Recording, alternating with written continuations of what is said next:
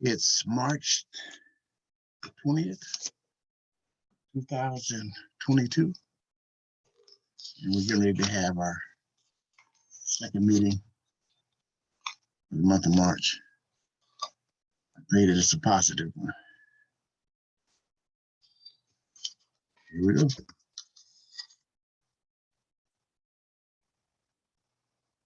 Hello.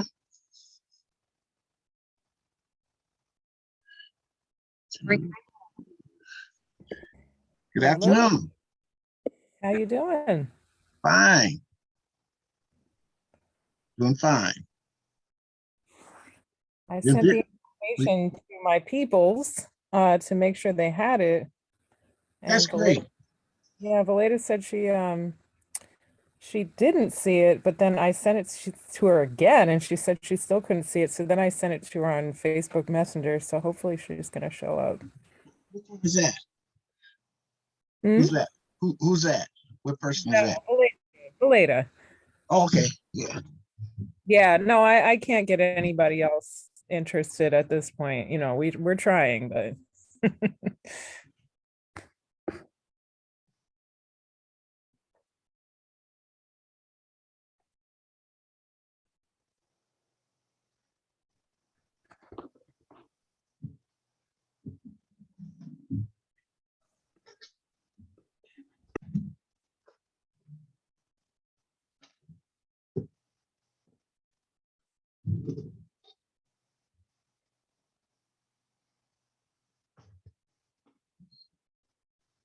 I had to turn my TV on. Yeah. Well, it's a process, and we're not trying to force anybody to do anything. At this time, we've accomplished a whole lot as a group. And it's just important that we stay consistent, show up, and share what we have to fill in our family portrait. Mhm. And we know more now than we ever thought we'd know. Mhm. So that's cool. Right. Absolutely. Yeah, it's amazing what we're finding. So we have another group, and I've been doing some digging on over there, and now I'm finding that on my dad's side, not my dad's side, my mother's dad's side, he wasn't really a part of our lives, my grandfather on my mother's dad. But we're finding that there's a DNA link between my mother's dad's side and her half sisters who are not on that side. And I'm trying, that's a mystery I need to solve right now. How close of a link are they? Not super close, not very close, but there was are they fourth to sixth or fifth to eighth? The match that's showing up? Yeah. Yeah, let me check that out. Here, I could even show you. It's kind of, it's hard to explain until you see it. Okay, let me make sure I have it set up for sharing screen. So okay. I have it set up for sharing screen now. Okay. I didn't want whiteboard. Sorry. Okay. All right, so here we have, these are my DNA matches. This is my dad. This is my aunt. So your dad took the test? Yes, he did. When? Oh, he took it a few years ago because I asked him. I got him one for Christmas. So he took it a while. He took it before I took my ancestry test because I had taken a test with a different company. So yeah, but he took it. Okay. So what's his name? What's his name right there? That's David Wasilewski. That's my dad. Wow. Look at out. See, there it is, 3,500 Central Morgans. Mm-hmm. That's great. Yeah. And funny, I have a lot of matches on that side I need to reach out to. But the mystery I was talking about, this here is my aunt. So this is my mother's sister who had the same father and the same mother. This is also my aunt. This is a secret aunt that showed up after my mother passed away. We didn't know she existed. So she was my mother's father's secret child in Virginia that was put up for adoption. Have you talked to her? I've spoken to her, yeah, and she actually has gotten in touch with her sisters, my other aunts who are all living. Could you please go up higher, please? Mhm. This individual here, Cynthia. Who is Cynthia Lee Barnes. Lee Barnes? No, who is she? She's my aunt, so she's related on the Moss side as well. How? She's your aunt? How? Oh, she's your She's what? my aunt, my sister's mother. I mean, Your, my sister's sister. My sister's sister. your So what? I'm sorry. I am so tired. It has been a long. Your mother's sister. My mother's sister. Yes. Where does she live? She lives in Allentown, PA. She does? Yes. Is she active on Ancestry? I don't think so. I mean, she's kind of reclusive to begin with. She did start to build out her tree, which you can look at, but I don't, let's see, when's the last time she logged in here? I have to click here to see that. Last signed in 3 to 11 months ago. So it's not as long ago as I thought, but yeah, I don't think she's consistently active on here. That's her, huh? Yeah, that's my auntie. Okay, do a share match with her, please. Yeah. Do one right here so we can see. Yeah, so you want to see if you're in here? I can search you. Well, no, just look at the ones you have so far right now. Right. This is my other aunt, Bonnie. Okay, do a search for me then. Yeah, there's a lot of people here, so I should search for you. So let's see. Search shared matches. Yeah. And Or just Moss. That's fine. oh, what's your name here on Ancestry, actually? It's Just very type Moss. Moss, MOSS. See if you got some. Okay. There's Brenda and Paul Moss. I don't know who that is, actually. That's a new one.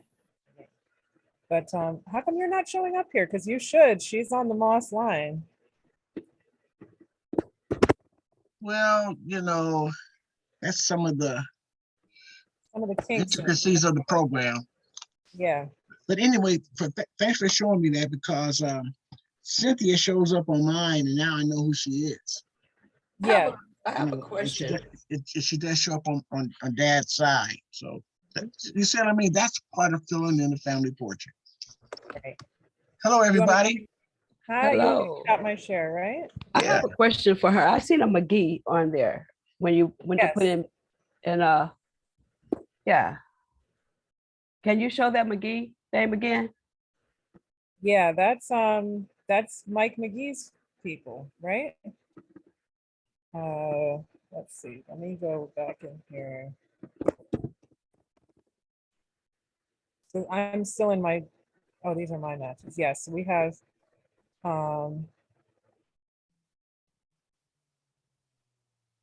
where's But those go up further. Yeah. I can tell you who these people are. Mhm.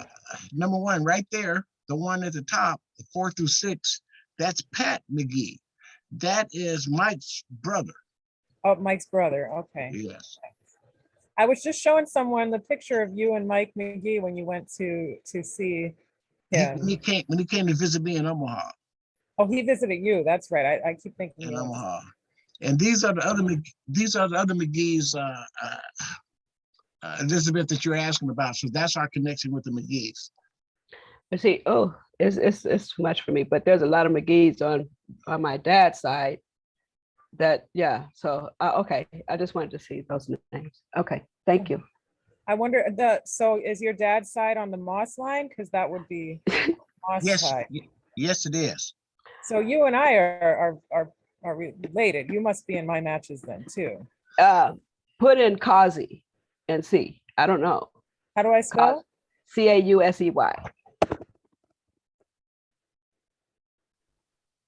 No matches found. Interesting. Is that your name here on Ancestry? Do you have a different screen name?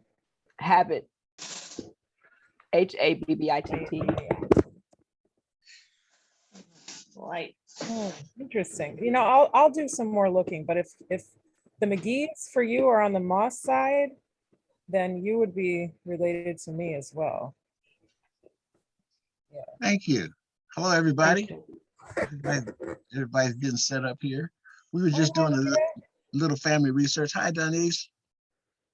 Hello. Big time Eddie. How you doing down there? Okay. Juanita. Hi, Eddie. Hello. Hi, Eddie. I haven't been on here in a long time. It's nice to see everyone. What's that? It's a test kit for Yeah, who? that- For which that one? is- Yeah. Okay. Juanita, he got the test kit. Yeah, begin your DNA Oh, journey. for that. Okay. Family. That's for the Y. The Y Mhm. chromosome. Yeah. I was wondering that. I was doing that too. I was wondering about that. And I sent it off. Cousin Juanita, I did send it off yesterday. Okay, it'll take a couple of weeks probably, and I'll tell you where your Y chromosome began. Just let me know. Okay. I did do it. Good. Okay. That was a big decision. Yeah, but when the way you cousins motivate me, and you have positive persuasion. Good, good, good. You got us together for all these other things. So let's find out where the original male ancestor came from. Yeah, we're going with it. I got it out there. So let me tell you what happened with mine. So I had my dad's done, right? I moved my dad over to them, and we got this match with this. Which one, person. Donnice, which one? Could you introduce yourself to the group, please? Hello, I'm Donnice Lay, and I am a person that knows Jerry from our genealogy group. So I was just in San Diego. We have a genealogy group here in San Diego, and she's the vice president of the group. Oh. Yes. so anyway, what I wanted to tell you was I did my father passed away a couple of years ago, but I did his DNA to that family DNA and the Y group, and it came up with someone, and we couldn't figure out, how we related. And so I sent him a DNA test for him to take an ancestry one to take it. But it looks to me now we've decided that the person that we're related to was back in Africa. So we related to this person in Africa, not the United States. So that's kind of interesting because it's like way back. You can go really far back on the Y DNA. That's the purpose, because that Y chromosome is unchanged as it passes from generation to generation to generation. So we were hoping we could find out my third great grandfather, but apparently this person is back in Africa in the Balanta tribe. That's the tribe we are. Oh. Okay. With the Bantus? No, the Balanta and Guinea-Bissau. Balanta tribe. Yeah, that's a tribe. So you can do that on your Y DNA. You can find that out. So what was one of your objectives? One of your objectives was to find somebody more current than that, Donnice? Well, yeah, we were hoping that they were, so this person we found was in Georgia. And that's where my third great grandfather was born in 1770 in Georgia. And so I was hoping to find, okay, maybe that could be his brother. That would be exciting to find somebody who was his brother or somebody, because they just came over from Africa in the 1700s. We know that because of the way that the history was. So we were hoping to find, well, maybe that's a brother of my third great grandfather. Wouldn't that be exciting? But the only way to find that out is by the Y DNA. And so, so they do match on the Y-DNA, but when we use an ancestry test, it's not far enough back to find him. So we think that maybe, when you see yours, you'll see there's different levels, and probably he's probably from Africa. That person that we're related to is back in Africa, which is still exciting, but. Yes, of course. Janice, can I ask you a question? Mm-hmm. So I've done my mtDNA, the mitochondrial, and I just don't know what to do with those results. And they're in a different system. They're in the Ancestry DNA project. And you can't export your results to another. So I'd have to do another one to link up an Ancestry, which I'm thinking about doing. But what do you do with those results? Because those are all people who are related to you on your maternal line, right? Do you Yes. know what it means when you talk about how close those people are in their DNA match when they're only on that maternal line? Is it really the same as when you look at the autosomal DNA that we're using? So if I just use my finger right here, okay, so the one side is going to be the maternal side, one side is going to be the maternal, and the autosomal is in the middle. Okay, so so the maternal is only one side. Now you can take your DNA and just put it for free on the same one that Jerry is doing. So you can put it there too to see if some stuff goes there for free, because they just take it for free, and then you can see if there's anybody over there that matches over there on the family tree DNA.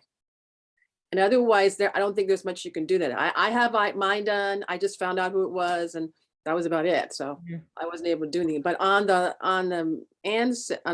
family tree DNA, you can just move it over there, and you'll see if somebody else is over there that is related to you also. So they'll use my DNA. So would I have to do another mitochondrial kit? No, you just take your kit now that you have now on Ancestry. Oh, and then the autosomal kit. Your autosomal kit, yes. Okay. And then you put it over there, and they will do the M from there and the autosomal. They'll do both. Great. They want more people on their people, so they'll let you do it for free. Oh, okay. And this is family tree, right? Yeah, the same one that Jerry has. Yeah. Family tree DNA. Okay, got it. Thank you. You can pretty much put yours free on anybody. Ancestry won't let you bring your Ancestry, but you can pretty much put yours free. You can put it on MyHeritage. You can put it on 23andMe. You can put it on this one, because they want more people, so they'll take it. Okay, thank you. That's really, really good information. I appreciate it. Good. Yeah, she's one of our, competent researchers. Matter of fact, she's written a book on her family history. I know, you told us. It's called My Bitter Roots, right? Yeah, here it is right here. Here's my book right here. I sit it next to Delving into, let's see, how do I do this? Delving into My Bitter Roots, yeah. And Juanita has a book too, don't you, cousin? Yes, Deeply Rooted in North Carolina. Okay. Is that the name of it? Yes, Deeply Rooted in North Carolina. And it's a story of two runaway slaves who joined the Union Army and separated forever. And it wasn't until I did 23andMe that I discovered my great-grandfather's brother. So next week, on the 2nd of April, Brenda's my daughter, we're going down to Edenton, North Carolina, to see the monument that we had made with both of the soldiers' names on. Wow, that's really cool. We were supposed to have had a big event in 20, then we postponed it to 21, and we postponed it to 22. So I said, look, I'm going to be 90 in May. I got to go down there and see it, because I might not be here for 23. Yeah. Oh, wow, you look really good. I have to tell you that. Thank you. I can tell you that Aunt Juanita hasn't aged for 20 years. 40, since I let my hair come in when I was 44. My white hair. Let's see, Eddie, can I ask you a question? Right there. Okay, Eddie. So here's my question. I have my DNA sitting on my computer that when I did not, does it stay there forever? Or do I have to, each time I want to move it again, do I have to keep going to get it again? No, it stays on there as long as you don't delete it. Okay, so I can use it. So if I want to put mine in the family tree, I can just use that one? Yeah, you use same one. Okay, because it's been sitting there for like a year. That's what I want to know. Is that okay? It could sit there for a Oh, year? yeah, oh, yeah. Okay, all right. That's what I wanted to know. Uh-huh.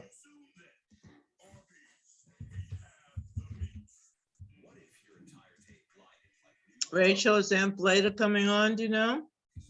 I mean, she asked me twice to send the information today and I did. And then I sent Okay. it to her on Facebook as well. And I don't see her yet, so I'm not sure. She might have gotten tied up. Let's But see, just- Juanita Moss. Juanita, how are you a Moss? My husband was a Moss. Your husband was a Moss. Okay, My Right. children are Mosses. okay, all right. Okay, And I am a Patience. okay, That's my maiden name. That's my great grandfather's name, the runaway slave. Yeah. wow. But we and- don't think it's that, but it's really Lawrence. That's what my book is about. Finding who we really are. Patience was a made up name. Yeah.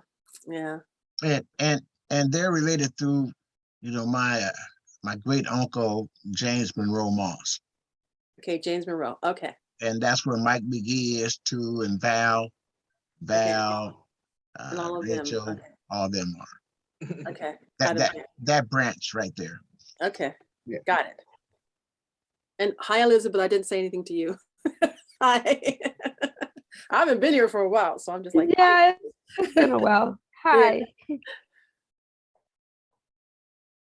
So this summarize let's go over like old business from our, we had our first meeting a couple of weeks ago for the first time of the year because of all of our busy schedules, and we have a couple items that we're pursuing this year, objectives. One is to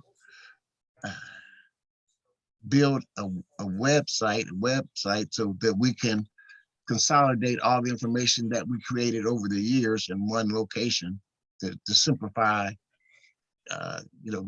obtaining the data. That's one thing that we're working on. And then the other thing that we're looking at is having a virtual family reunion during late July or early August, okay. virtually. Yeah, I did one 2 years ago. It's fun. Oh, What was what type of work did it take for you to set that up for the people Okay, who were involved in? So the big thing was to get all the emails. That was the big deal, to get all the emails. So I had like 4 people under each strand of the family. And so each one was responsible for getting all the emails. So that was the big deal. Getting all the emails. From each branch. Yeah. So I had one person in charge of each branch, and then they got all the emails and they got it to me. And then that was just the biggest part, just getting all the emails. So why did you say four people? Are you talking about Yeah, I had 4 branches. So this, for both of your parents, your so father, and mother's side? No, this was only from my Smith side of the family, just one side. So it was the Smith side of the family, my great grandfather. So everybody related to my great grandfather, and he had 5 kids. Yeah, 5 kids, and one didn't have any kids. And so each one of them had a person, and then that person was in charge of getting everybody. And then we had meetings together with that group to try to get everybody. And as you know, 2 years ago, everybody wasn't as good on using Zoom and all that kind of stuff. So that was another problem, to get everybody up to scale in order to use the Zoom. And then the last part was like, once we got together, getting everybody to like, it was like, what I have, like 96 people to be quiet. That was the other problem. That's interesting. Did you have breakout rooms? Let's see, did we? Yeah, we did end up with breakout groups. So each, and also each team also had like, they collected pictures and then they showed the pictures in their breakout group of their family. Because some of the people didn't know each other in that side of the family. So they had a breakout group and they showed pictures and I kind of went through all of them to see what happened. So, and then I had one big one to show everybody about a family. So it was fun. Was it one day event or two? Just one day.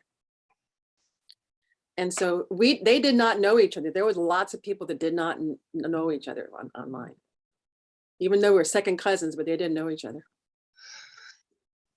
Did you fulfill the purpose virtually, especially, with the pandemic, as opposed to not being able to physically be there? Well, it definitely was, because we had people all over the place. There was a whole bunch of people from Texas, and then we didn't even know all those people were in Texas. And then the people who were in Texas say, "Oh, you're in Texas too." And then they start talking to each other because they found out that they were in Texas. So there was a bunch of people in Texas. There was a few people back east, and then the people in California. So definitely we could not have done it without having it done that way, because it was just impossible for us as that big group to get together. How long was the event? 2 hours. 2 hours. Well, we were looking just some of the options of having a 2-day event. Mm-hmm. And then I had games to play, and then because I wanted people to get to know each other, and who's that, and then I wanted to have the elders speak, and so the elders all got to say something, and so it was interesting. That's a good go by. Yeah. We're taking notes. Yeah, I'm going to do another one this year from my mother's side. So I'm getting ready for that one too. Wonderful. So now that I know. Do you find 2 hours to be a sufficient amount of time, or for everything you had planned? Well, the problems, 2 hours was fine because we had like little kids and older people, and then we were on different time zones. That's the other problem. You know that problem of being on different time zones. And so yeah, it was enough for us to do, because honestly, I mean, you guys been talking. There was people we had not ever known or seen or anything like that. So we played a bingo game, and so we had names coming up so that people had their names on bingo. So at least they had heard that name before, and then okay, we would put the names down. So that was one of the fun things we did, was to play bingo with people's names, and then each team was like team. Each branch was a team, so that was the top of the bingo card, and you would mark off till somebody got 5 in a row. How many people came? 96. It was a lot of people. So and a lot of people not to know each other. So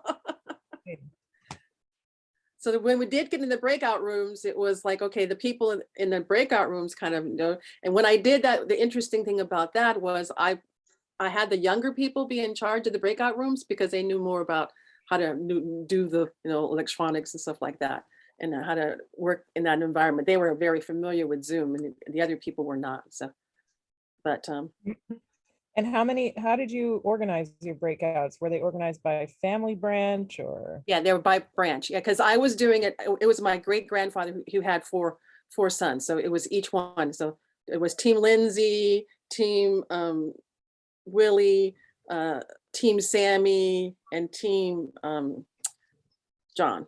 Yeah, and so that was the different teams. Did you record it?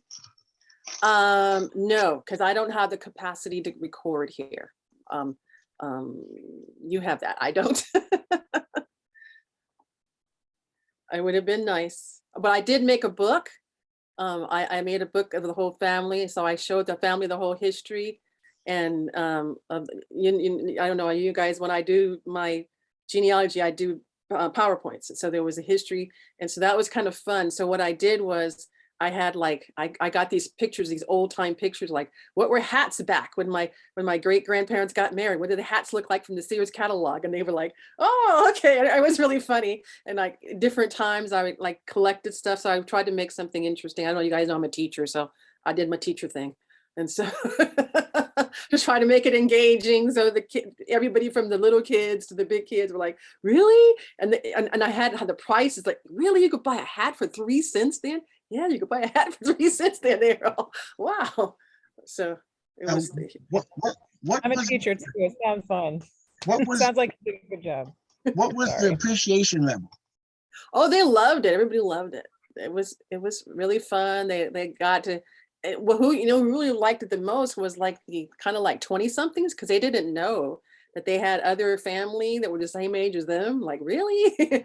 So they were like excited to meet somebody in their family that was about the same age as them. And then the elders they hadn't seen each other for a long time too. So that was kind of cool that they could see each other. Yeah, I see that.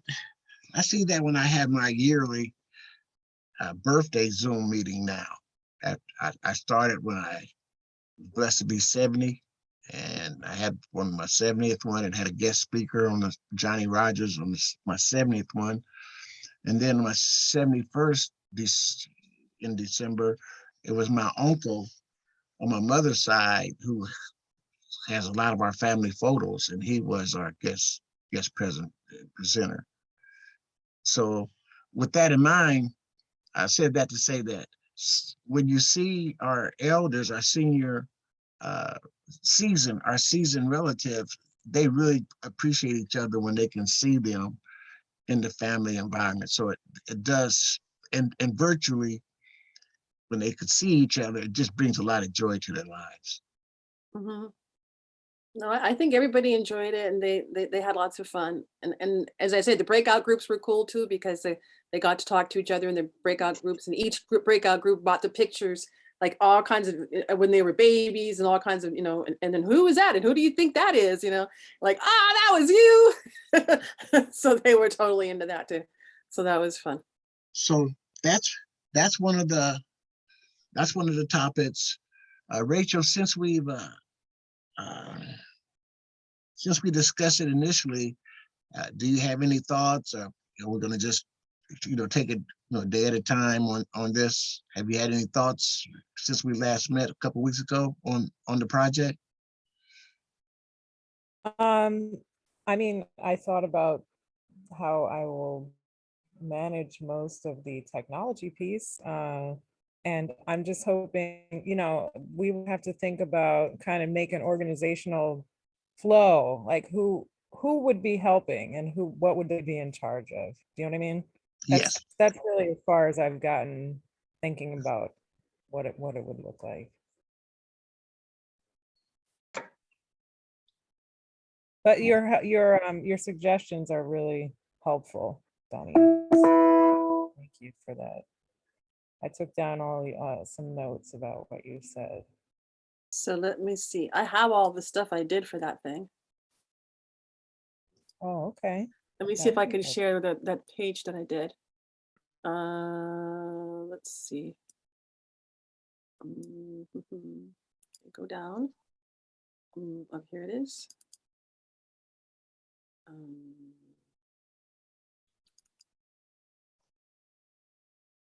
Okay, let's see. Oh, okay. Here I have the plan, so I'll share that. Jerry, can I share? Yeah, go ahead. Okay.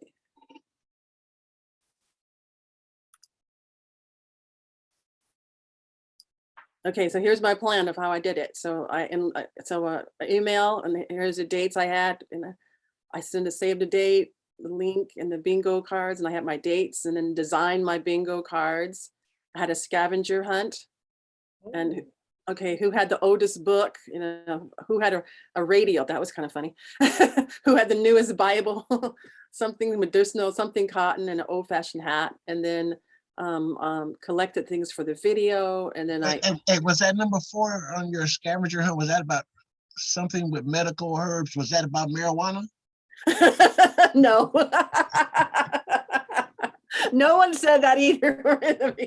We were just looking. The reason why I had that is because my great grandmother was supposed to be like a person who would give you medicines. And so I was wanting to see if other people had kept up that thing. And she had a big garden in her house, and people would come to her house and, and get medicinal things. And okay, let's see. It was information, Smith Bingo, the scavenger hunt, the video that I made, breakout rooms, and then wrap up. So that was my plan for it. How's that for a template, Rachel? That's very helpful. Yeah. Do you mind if I took a screenshot of this? Let me make it up a little bit. There you go. Okay, perfect. Thank you. Okay. Now who's helping? That's my question. What, We have to get to that piece, you know. well, I volunteered to co-host the event, Okay. to help coordinate and, reach out and coordinate with the emails, but I will be co-hosting it with you. And so Mhm. we will have to have some practice sessions on how do we switch back and forth, what hours will I be hosting, what different functions, and which ones that you will be hosting. And that's Okay. part of the technology that Zoom has. You can't have co-host. Yeah, I know. I use Zoom pretty much every day for my job.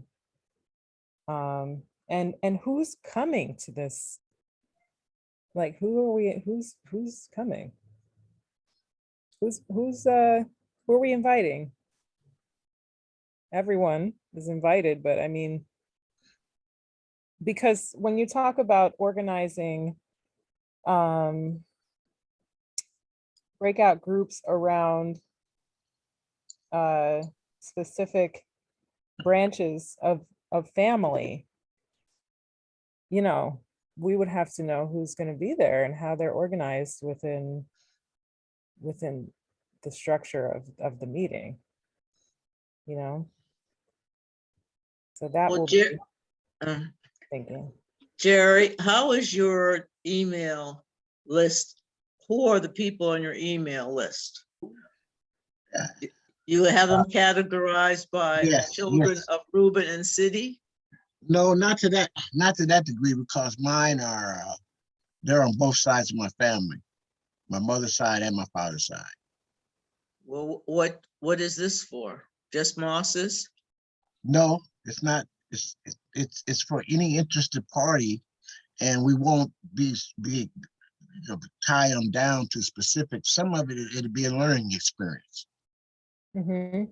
So I would suggest maybe we wouldn't do our breakouts by family branches, but maybe by interest areas. Like, oh, do you want to know, like, what would you want to learn about in this breakout? The research that has been done, or certain branches of the family to learn about can be a breakout group. So if Yes, you want to go to this breakout and learn about this branch of the family, but we that's would need great. people to run all those breakout groups. Well, like that's great that you mentioned that. Donnie, could you give her just a brief description? I suggest that we pattern it after like the Roots Tech. Could you give her some information on the Roots Techs and what their purpose is, the objectives of that? Okay, let's see. So Root Text had that you would be picking out what you wanted to go to. And so it was already done. So you had a video you could go to and you could watch the video and already see that video of what was there. I'm not sure. I mean, are you saying that it was already done, or somebody would come there and talk? Which one are you saying? Well, it's on the same line. Now we're following.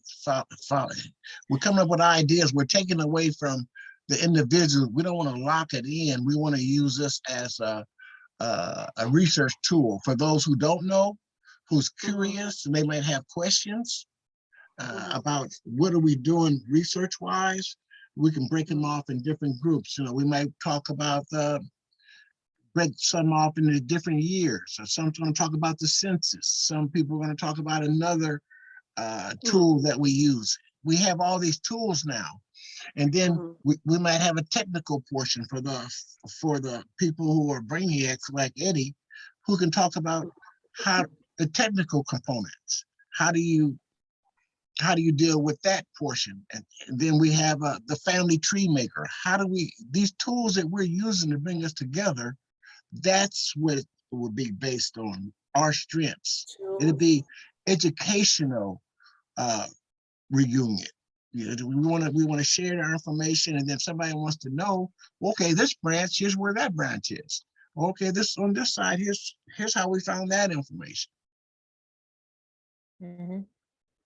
Yeah, I mean, we could do it like a conference style, so the main session can be about, 20, 30 minutes of just introduction to people who have been doing the work, Yeah, you know, I and suggest then that breakouts into those interest areas. I suggest that we send it around and have some guest speakers.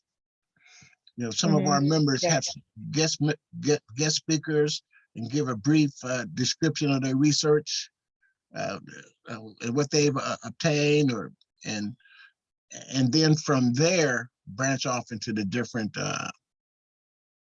research techniques, because a lot, we might have a session on GED match, a session on family tree maker. You know, Eddie is your authority on family tree maker. So there's some people are they have the intelligence and the character that they want to participate in that particular session. It would help them, because we use that as those tools. We use that we distribute to all of our relatives. You know, my family tree maker program, that is my go-by.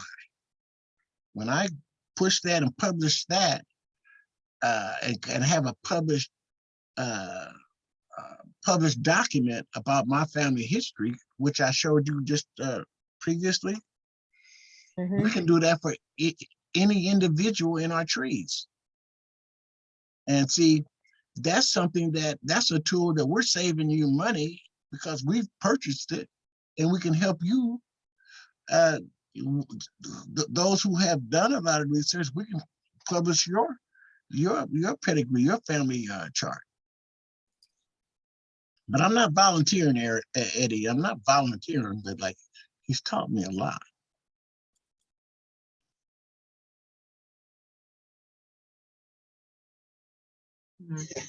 Yeah. Yes, Eddie.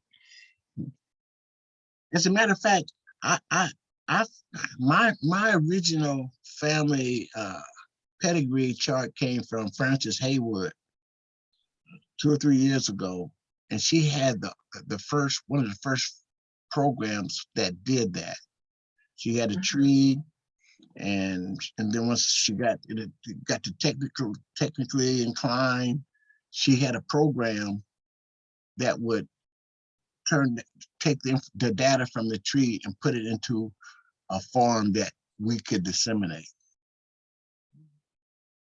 That's what I have. And can I give you an example of that for 1 second, please? Sure. Here it is right here. Can you see this? Yes. Okay. Mhm. This is what Francis gave me, and it's helped me with my research. And this is the descendants of William Moss, and you can see it. You can see it right here. And it starts off for the generations. He was born in 1820 in Alabama. He married a Martha, and she's from North Carolina. And then they had these children, the first generation. And then here's Reuben, 1844, Henry, and then Regina Moss. And then here's where Reuben, that son Reuben, the first one is the oldest one, Reuben. That's where I start doing my family history through him, Reuben and City Roberts. Now, City Roberts, I did my research and I found out about the Mosses, but City Roberts,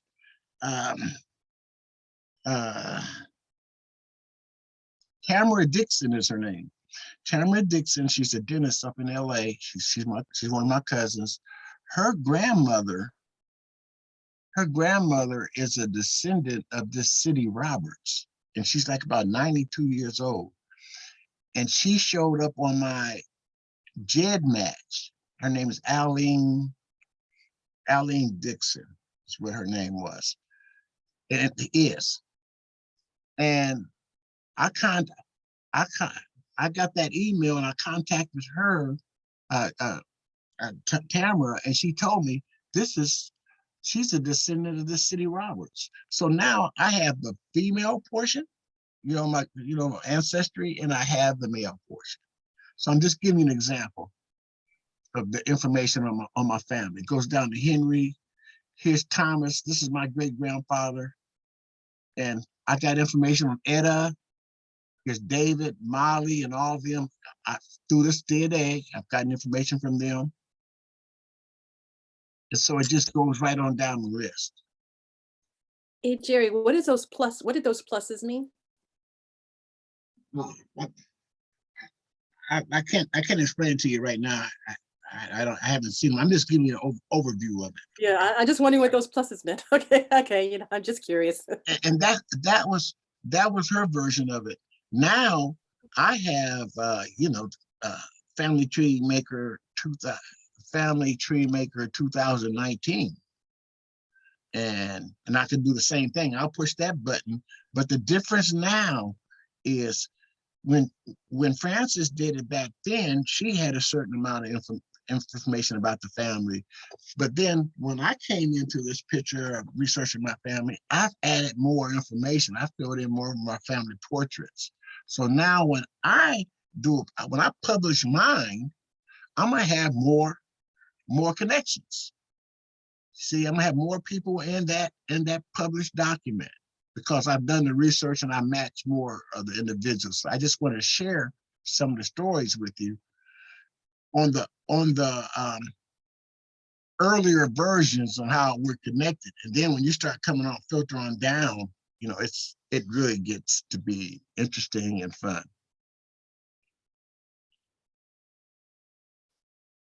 And that's why, that's why I definitely would recommend that we have a session on that Family Tree Maker. And I don't know, I might have to pay Eddie to do it, but like either way. I found the movie I made. Would you want to see it? Yeah, go ahead. It's 15 minutes, okay? Yeah. What's it about? It's the movie I made for my let's see, where do I put it at? Oh, when you got your most current project? No, for my virtual thing. It's a movie that I made. Oh, for your virtual reunion? Yeah. Okay. Okay, let's see. So let me make sure I could show it here. Where do I show it? Oh, there it is. Okay.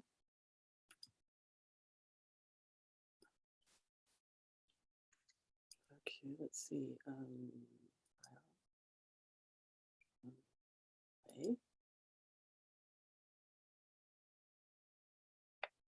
No.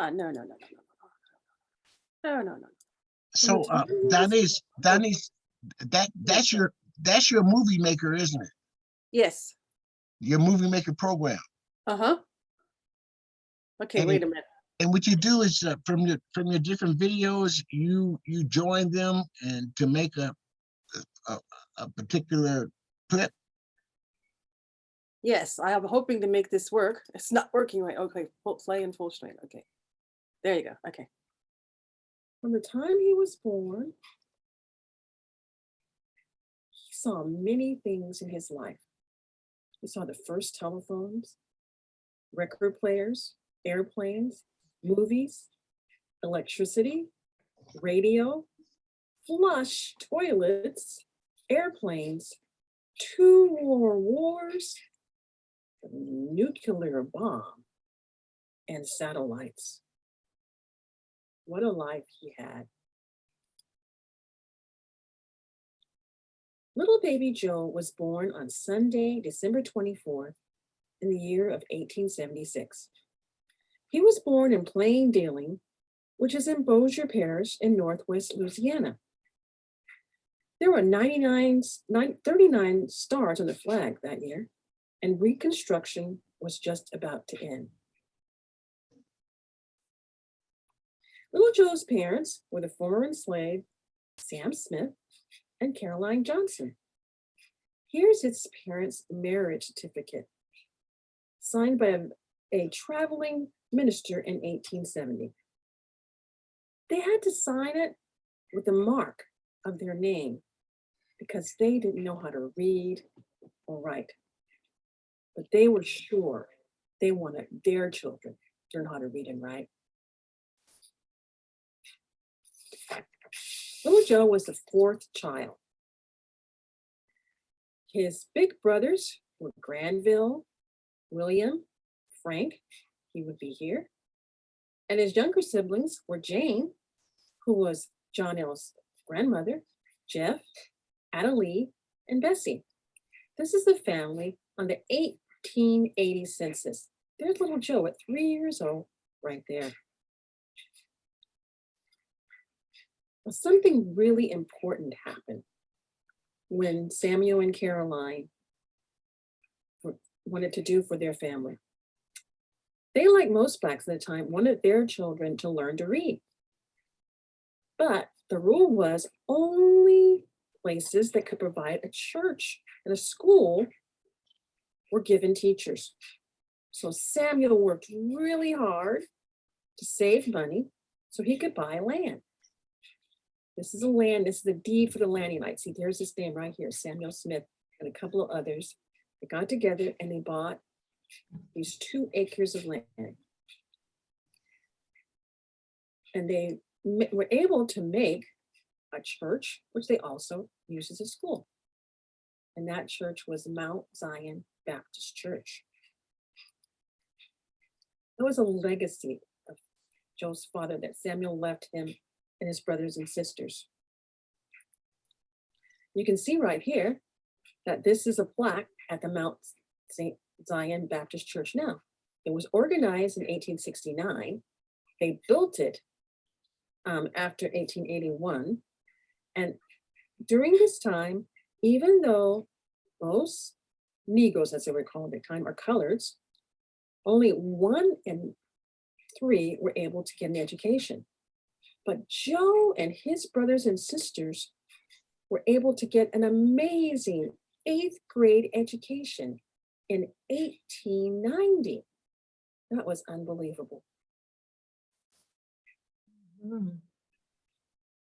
Unfortunately, Joe's parents died when he was a teenager. He went to live with his big brother, Granville. And together they bought land right here, this land right here. And this is the same land that the family still owns today. You can see there's Granville and his wife and son, and there's Joe right here, his brother. And there's his I have a question, Denise. other brother, Will, right here. Go ahead. Denise, This is Yeah, what go the ahead. land looks like if you went there. It's just bunches of trees. Sometimes they cut it down, but it's just. You want me to bunches of stop it? trees. oh no, go I ahead. wonder what life I was like forget. back in Yeah, that day. that's you're narrating. I Keep going. decided to go in and Yes, look. at stop this it for a minute. Stop it for a waterfall. minute, please. Okay, And this, okay, yeah, okay, Is this the land that your family now are having some conversation, legal challenges Yep, with? this is exactly the same land. Yep, that's it. Okay, continue. Okay, this. is the kind of hats they might have worn back in that day. Look at this one right here, cost 50 cents. And this one here cost $1. 6 years later, at the age of 30, Joe married young Miss Pauline Lindsay. This is their marriage certificate. And you can see right here, there's Joe right there. And this is important. This Reverend S.T. James, he was a family friend and he was very important to Joseph. He would stay with him most of his life. I wonder, this was the hats that were available in 1906. Do you think Pauline had some kind of hat like that? I don't know. By 1910, the family had gone to Porter, Oklahoma. So you can see the little family here. There's Joseph and Pauline and Joseph Jr. and Lindsay. He had just been born. This is in 1910. I always wondered. Donnie, please stop it for a second, please. Mhm. I got a question. Mhm. My father was born in Porter, Oklahoma. That's where the railroad was. And so Donnie's and myself, through our research, we found out that our families are from that same area. But our DNAs don't match in any way. But I'm just going to share that with you. My family are from the Muskogee area around there. They migrated from Arkansas to Oklahoma in this area. Thank you, Denise. Okay. Oh, Go ahead. Louisiana, they just bought the land. Why did they go to Oklahoma? And then I found this.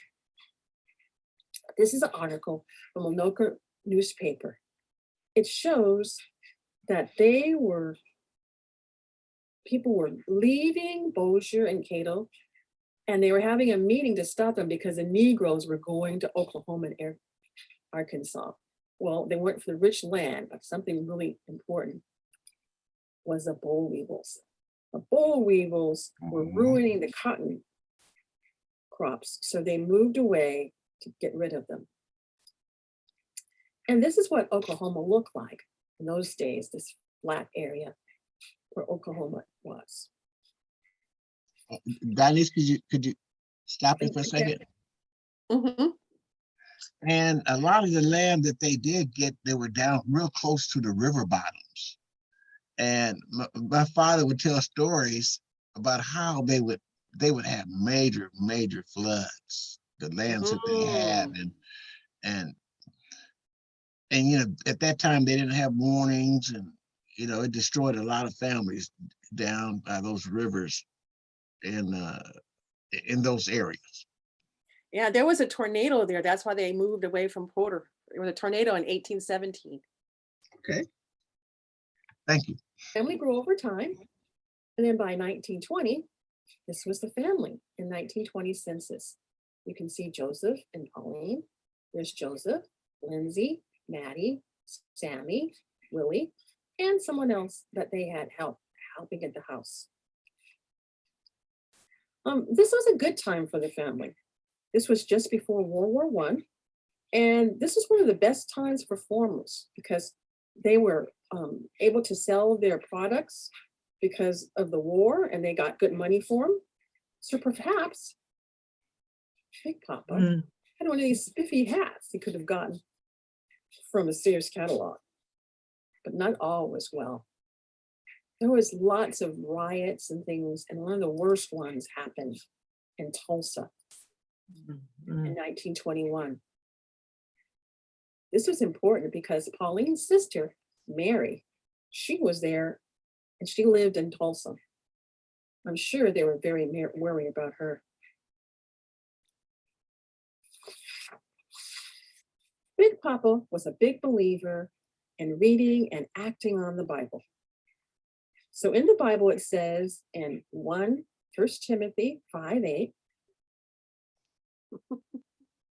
if anyone does not take care of his own relatives, especially its immediate family, he has denied the faith and is worse than an unbeliever. In 1830, Big Mama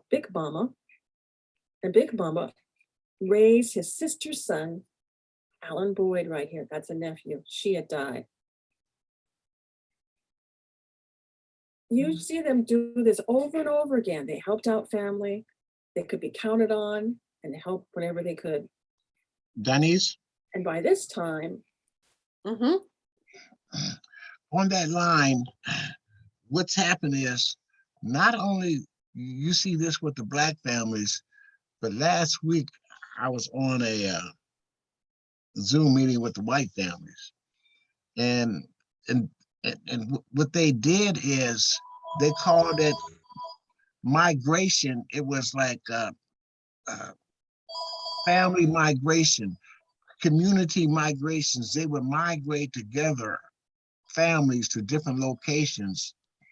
And this is what we did, what the Black people did, because if somebody did pass away, or they had shorter lifespans, other family members were able to have them assimilate into their family.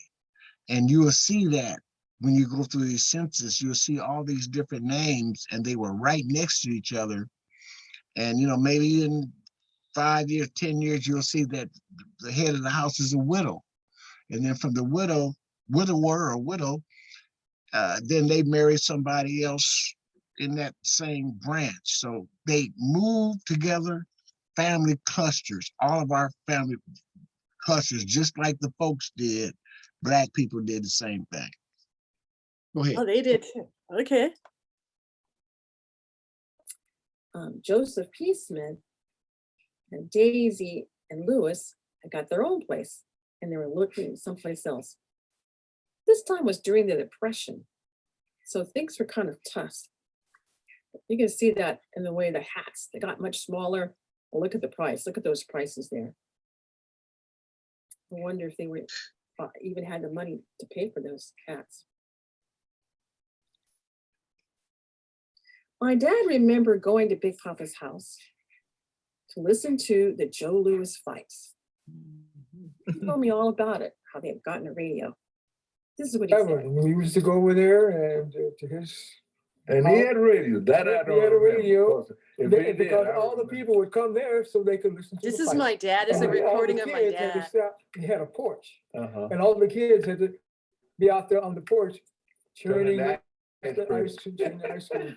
That I don't remember. How many men do you know in these pictures?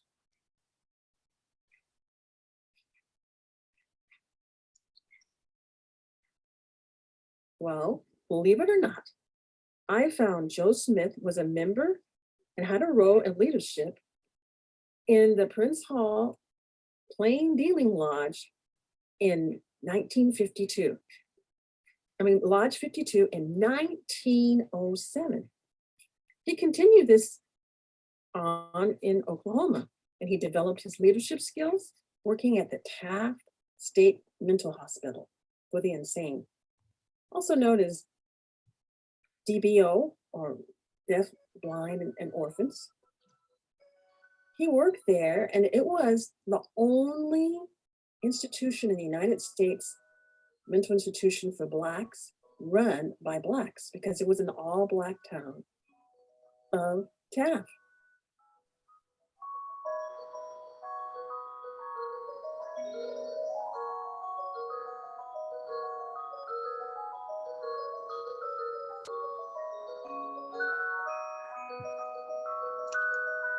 Always trying to help people, Big Mama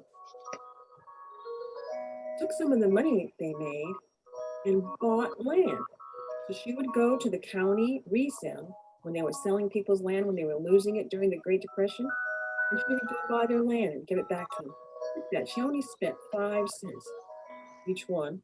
Denise, could you shut it down for Denise? Give me a second, please. Mhm. On that line, because when you bring these up, I want to share another story with you. I have Irish in my blood, like 10 to 13% Irish, and I did some research on the Irish. And what happened is, we had freed our ancestors. Some of them were freed individuals, but the Irish, they were here doing labor also, and society, they gave them privileges. They said that they had them go get the land from the freed slaves. They gave them preferences to take land away from the free slaves who had their own land. The Irish would go and take the land. So we have we have a love-hate relationship with the Irish. So I just want to let you know, even though we blood, we really do. Go ahead, Cass. Buy it at a pygmy auction and give it back to them so they should survive. In the meantime, her eldest sons followed the Great Migration and they went to Los Angeles. This is Joseph P. Stilin in his suit. Check that hat out. And this is Sammy's World War II registration card. And you can see, look, they live right next to each other on 110th Street. This was a pattern that happened over and over in the Smith family. Back when Joe was staying with his big brother Granville, and even their uncles, Sammy, they stayed with their brothers also. One other one, Denise, please. Mhm. Our family was part of that Great Migration also, and that's where my great uncles, Samuel, Henry Luther, they moved to Los Angeles too because they were porters, and so between Yeah. 19, they moved there, and then you can see the same kind of addresses. They lived at 1614 32nd Street, and they worked for the Van Nuys Hotel. And Really, the Van Nuys? Wow. Okay. Van Nuys, the famous Van Nuys Hotel of my great uncles, they worked there, and Henry and Samuel. And then subsequently they established themselves, and they sent for their mother and father, Reuben and City. In 1910, they were in Prescott, Arkansas, but between 1910 and 1918, they had moved to Los Angeles to Oh, be so they're with one their of the family. first groups. They were part of the migration, not only them, Lena, and so they moved to Los Angeles. And so when you see those different addresses, we have their addresses where they lived at, and eventually they both passed away in 1918, a week apart. She passed away first, City Moss, and Reuben passed away a week later. And it wasn't. No, Was it the Great wasn't. Flu? It wasn't from the Spanish flu, and they're Okay. both buried in Evergreen Cemetery on East LA.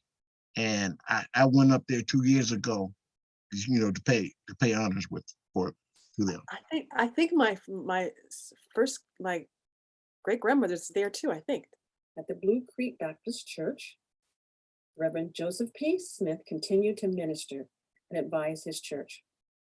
They visited those in needs, took care of the church, and Big Mama was known for helping people with her medicinal herbs. Some of them she grew in her big garden in her yard. 1940s, this is the 1940 census. You can see that Lewis, which is Joseph P.'s oldest son, Jr., and Darnell were there. And they had some stories to tell. We grow corn, cotton.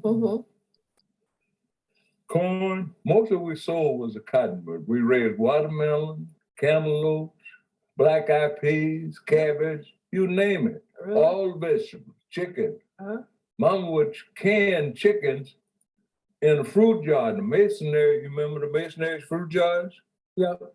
Okay. She would can the chickens because we had 40, 50 chickens running around practically all the time. Really? Yeah. And if we wanted to eat a chicken, we'd catch it, put him in a coop, take him off the ground where he wouldn't eat no filth. Okay, that's the one you want to eat. Okay. Them the ones we kept feeding. Okay, so you had Eggs, we sold eggs. Okay. In the mid-50s, Big Papa and Big Mama were getting old. They were in their late 70s. So they decided to join their children and grandchildren in California. They would go around and they would visit the children and stay in each of their children's homes. While they were there, they would give their children advice, and Big Papa was known for calling everybody honey child. At last, Big Mama passed away when she was visiting her son Willie in Madeira in 1956. 4 years later, in 1960, Big Papa joined her. Joseph E. Smith had seen a lot in his life, but he never stopped trying to learn, stopped reading, and stopped helping each other and helping others. And he was always trying to tell you the wisdom he had gained from all the years of life had given to him.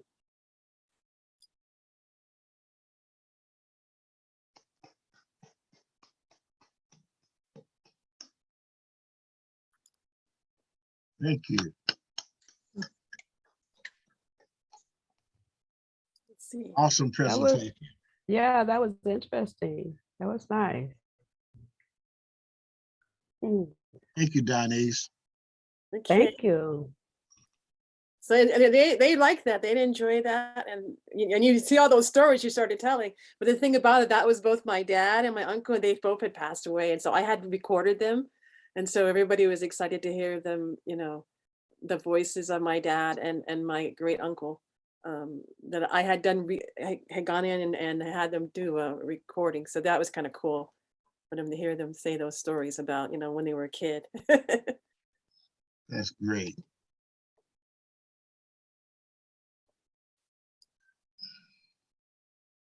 Well, we have since while you're doing your presentation, Shirley, she joined us. She came in. Hi, Shirley. Hello, everyone. So, the momentum is picking up. We got a new year. There's a lot of, we have a lot of some chaotic world out there, but it's important for us to stay focused and help our families and fill out each of our family portraits. That was a great presentation, and we all have a story, and somebody has to tell that story. And so that's our goal. That's one of my goals, is to tell the story when you're able to tell it. It's quite ironic that Denise, your family and my family, they parallel each other. Mm-hmm. That's what I find out a lot when I start working with people. I find Black history, there's a lot of parallels. That's one of the reasons why I wrote my book, because I started to see, wait a minute, and other people's story looks a lot like my story. So it's kind of cool. And she helps with our genealogy, our GEDmatch family project. She helps with some of that research along with Diane. And, Diane just last week, she had, hip surgery. So she's recovering from that, Diane Trotter. So she's definitely one of my mentors, and she was going to give us a presentation on Painter, DNA Painter. It helps locate different relatives. Okay, I'll make sure I want to see that one. Yes. I've been trying to figure that one out. It's a helpful tool. You have to, when you use it, you have to, it helps eliminate, and it gets you closer to who are your relatives based off of your DNA. And on that topic, again, my whole purpose is to use this DNA to save time. And my objective is to bring us together as a family based off of our DNA, but mainly because of our love for each other and the camaraderie, wanting to come together as a family and share the tools that we have so that you can find your family. Some people, they don't know who their family are, but there's that commercial, it's important that people they need to know who they are and know where they came from. So that's one of my purposes for us being together. And I appreciate your contributions, and we're going to just keep pursuing it and help each other as best as we can. So we're going to close this meeting, and I'm going to go around with closing remarks. I'm going to start with Rachel, Juanita, then Elizabeth. Closing remarks. Thank you, Donnice, for sharing everything you did to put together your reunion and your beautiful presentation. That was so well done. From one educator to another, I could see your teacher DNA in there. It was very good, beautiful. I appreciate it.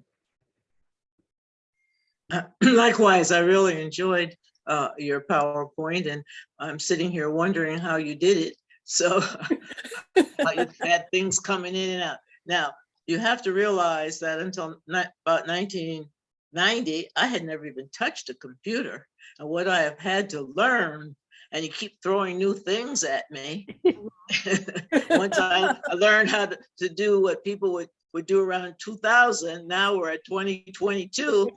Entirely new ideas. So I'm just fascinated in watching the development of this. And the other thing I was thinking about is Black migration.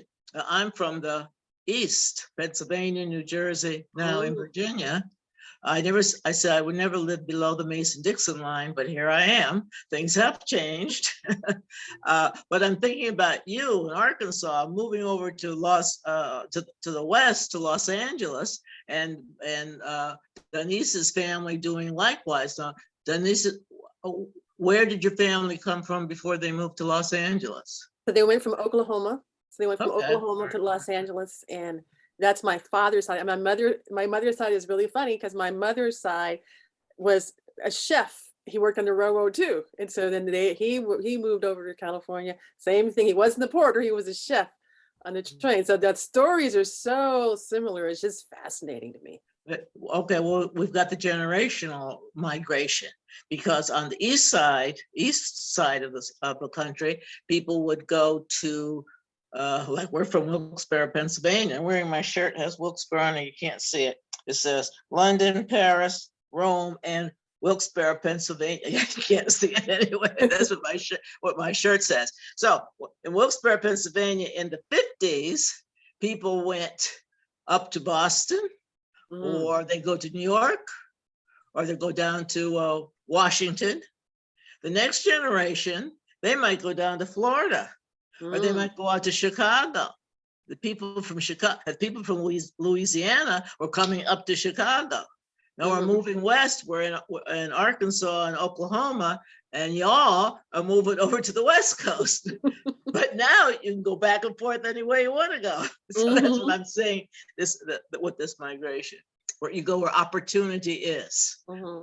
And I'm also a former teacher, Denise. 33 years in the classroom. 33. You beat me. I had 30. Thank you, Juanita. Elizabeth, then Shirley, and then Eddie, please. Well,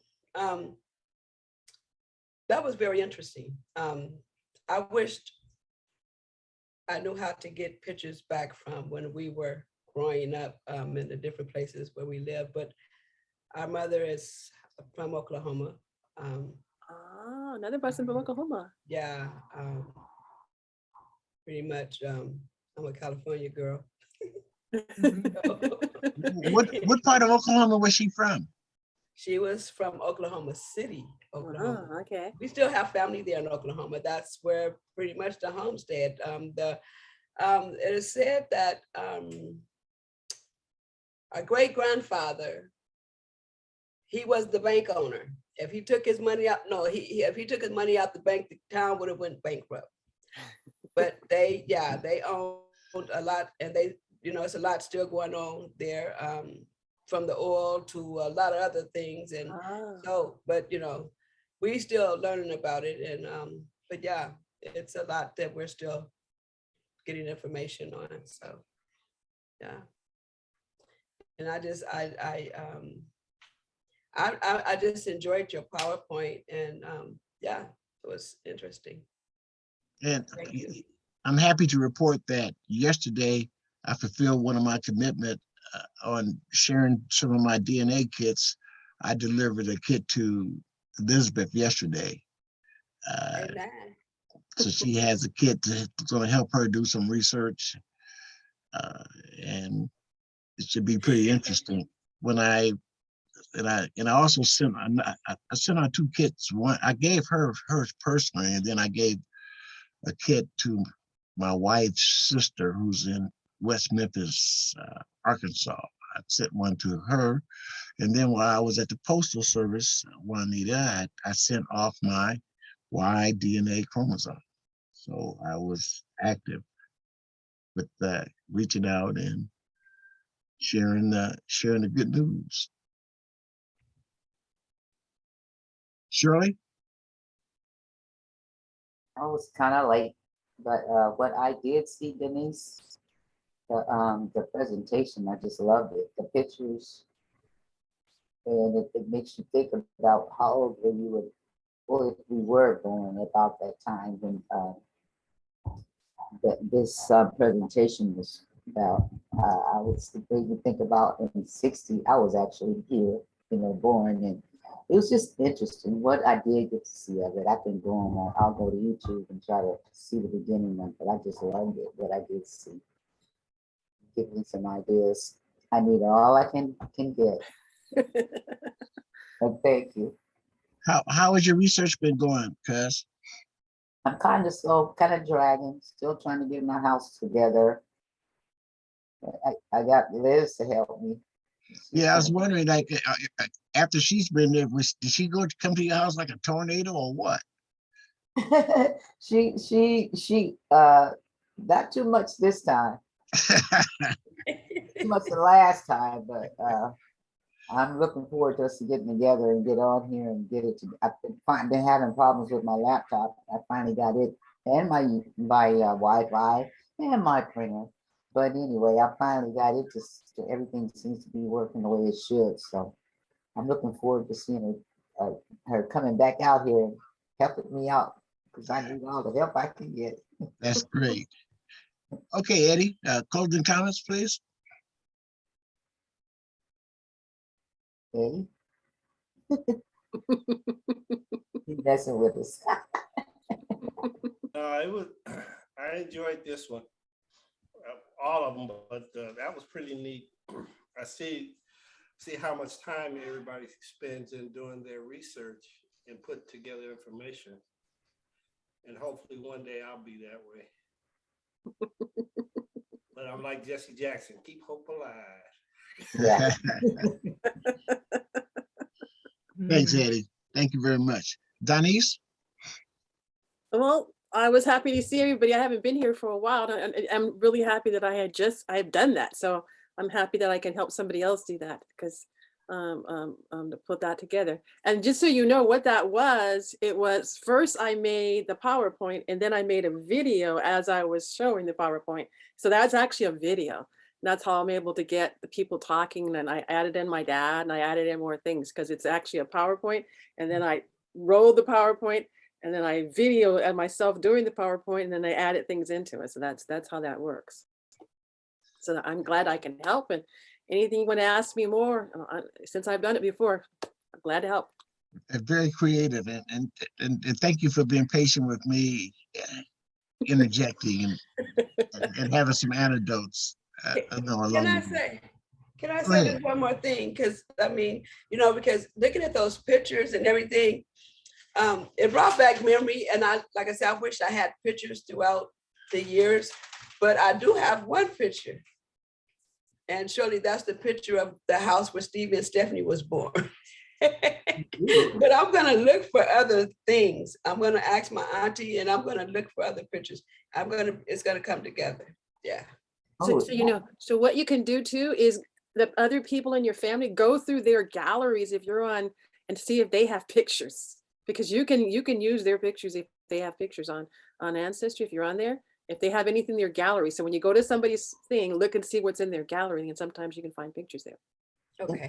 Yeah, I just wanted to add one point. Well, I guess it's a question or not, but the Mason picture, Mm-hmm. my uncle, my grandfather, I was looking and I was trying to see if I could recognize any of those. I did recognize a few because they were celebrities, but I love that idea.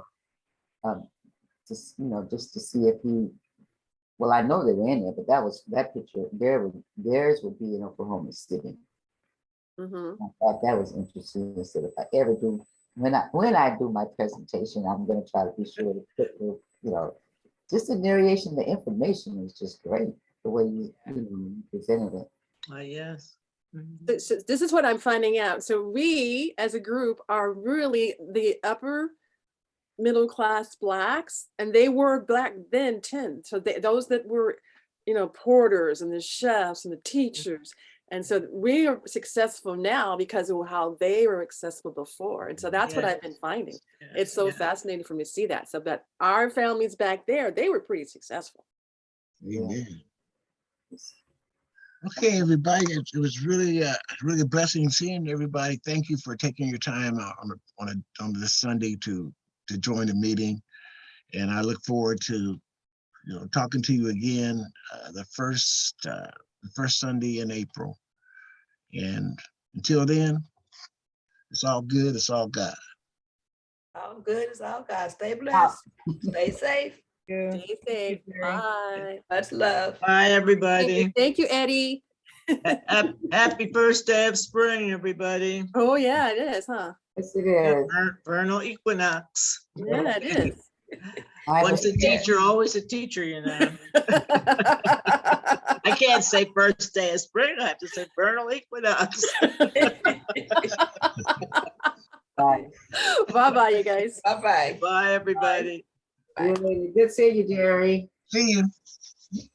Okay, See you bye. later. All righty.